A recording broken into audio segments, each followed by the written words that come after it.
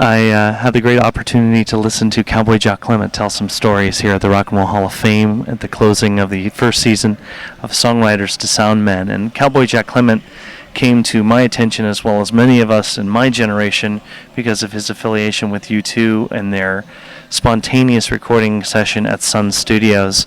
Maybe not quite as spontaneous as we're all led to believe. There's some stories behind it. But Cowboy Jack is here with us right now, and I would hope he would share some of the stories of just getting the phone call to go down to where he learned how to be a recording engineer and that sort of thing, and work with these four guys from Dublin. Cowboy, thanks for joining us today. Oh, thank you. Well, I got a phone call one day from a guy in California. I don't know if I'd like to come to Memphis and work with a rock and roll group in the old Sun studio.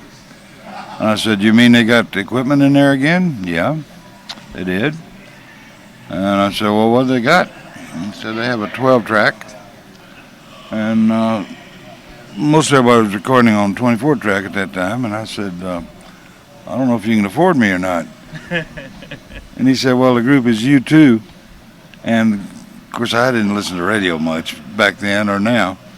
So I didn't know who they were.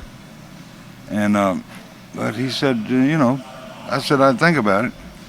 Then I walked out of my office and walked down the hall and ran into a guy that worked there and said, "Do you ever heard of a group called U2? "Oh, yeah, they're the biggest rock and roll group in the world." I said, well, they want me to come to Memphis and play with them in the old Sun studio. He said, well, do it. So I did. And I had a ball. I got over there and I just really, I really enjoyed those guys. They were fun. And then after I was over there a couple of times. First time we went to do a thing it was a tribute to Woody Guthrie, I think. Okay. They did a song called Jesus Christ. Christ, yeah, sure. And then a couple of months later, they called and wanted to know if I'd come back and do it again. They were doing a movie and a record. They wanted me to come over and do some more stuff, so I did. And that's when we did Angel of Harlem and When Love Comes to Town.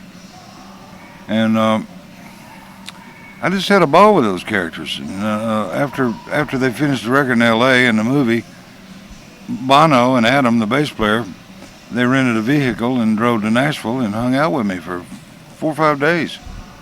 And it was just really, really great.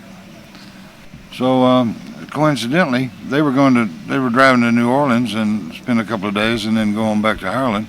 Coincidentally, I was in Ireland the next week on a TV show, so got to hang out with them some more. And I heard there was some ruckus when they were heading off driving away. Maybe you don't want to own to it, but something that Bono did that just broke me up in laughter, and you probably tell. He mooned us. We let him out to the freeway, and then I waved him around. They come passing by, and there's Bono mooning us on the way. That's classic stuff. It was really a great thing for a lot of fans who were coming because they really were trying to explore what we call American R&B and American rock and roll. Was a lot of the gear used in those Sun Studio sessions some of the original stuff? I know most of the photographs have Bono an older style mic and that sort of thing. No, it was newer equipment. It was some of the mics. We used a RCA mic on him, sure, just like we used to use all the time. RCA 77 DX.